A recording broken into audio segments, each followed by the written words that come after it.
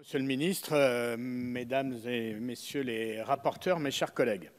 Bon, nous abordons ici les moyens alloués à la mission cohésion des territoires, une mission qui est essentielle pour des champs d'intervention souvent constitutifs de la dignité humaine et figurant au premier rang des préoccupations des Françaises et des Français. Il y aurait donc beaucoup à dire sur les volets que regroupe cette mission, mais le temps est compté, alors je vais me tenir à trois aspects. D'abord, on a coutume de dire, et on a raison, que la loi de finances, c'est la loi vérité sur une politique et sur des choix. On peut parler beaucoup, écrire beaucoup, faire des plans de com chiadés. C'est le budget qui dit la vérité d'une politique et des choix qui sont faits. Or, le logement, et la mission d'une manière générale, et le logement en particulier, est à nouveau le grand sacrifié de cette loi de finances. Elle est, cette année encore, l'un des principaux postes d'économie du budget de la nation. Plus de 3 milliards d'euros de réduction de crédit depuis le début du quinquennat. Le logement aura été le grand sacrifié budgétaire depuis que vous êtes arrivé au pouvoir. Mais comment justifier de telles décisions quand la crise du logement est à son paroxysme ? Près de 15 millions de nos concitoyens sont mal logés selon les derniers chiffres de la Fondation Abbé Pierre. Et le logement est la principale cause de la dégradation du pouvoir d'achat des ménages. Et ce n'est pas moi ici qui vais rappeler à quel point la question du pouvoir d'achat est au premier rang des préoccupations des Français. N'était pas pour rien dans le mouvement qui a secoué notre pays ces derniers mois. Donc, cette situation n'est pas digne de la sixième puissance économique mondiale. Les drames se succèdent.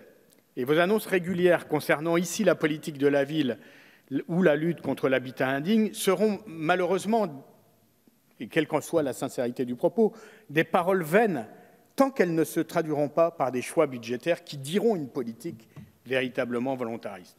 Par exemple, et c'est le deuxième point de mon intervention, votre réforme des APL, la contemporanéisation que vous présentez comme une avancée majeure et de justice sociale est un véritable tour de passe-passe sur le dos des plus modestes de nos concitoyens. Qui peut croire qu'une économie de 1,4 milliard d'euros sur les APL sera favorable à ses bénéficiaires? Bien que la baisse des APL de 5 € ait été qualifiée en son temps, je le rappelle, de conneries sans nom, je le cite, par le président de la République, de mesures pas intelligentes par le Premier ministre, vous persévérez à vouloir raboter encore et toujours plus les APL. Pour reprendre une formule de l'immense romancier brésilien Paulo Coelho, je le cite, « Une erreur constamment répétée, ce n'est plus une erreur, c'est un choix ».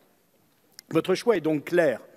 Vous vous attaquez au pouvoir d'achat des ménages modestes pour financer, entre autres, la suppression de la taxe d'habitation ou la baisse des impôts sur le revenu que ces mêmes bénéficiaires d'APL souvent ne payaient pas.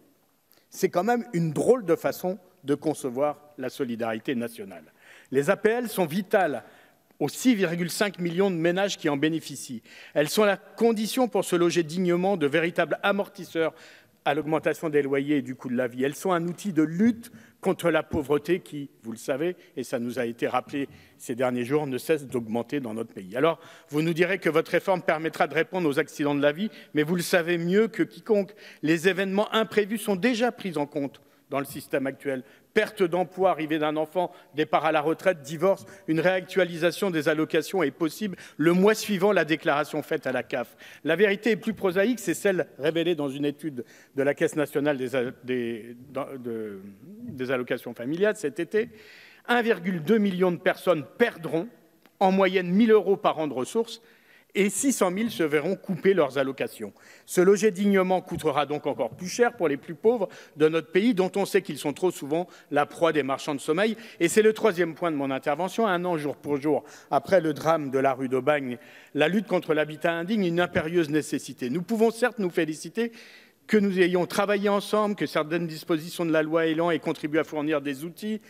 Je ne vais pas les énumérer, on les a tous ici à l'esprit. Ce n'est pourtant pas suffisant. Cette lutte nécessite des moyens que la mission ne réunira pas encore cette année. Je le regrette d'autant plus qu'en avril dernier, je présentais une proposition de loi intitulée « Renforcer la lutte contre le logement indigne » et je traduisait dans une loi les propositions de la Fondation Abbé Pierre, se fixer un plan à 10 ans pour éradiquer les 600 000 logements insalubres de notre pays. C'est possible avec des règlements, certes, avec des lois, certes, mais surtout avec un budget qui permette de le faire. J'avais des propositions précises en ce sens qui n'ont pas malheureusement retenu l'attention de votre majorité.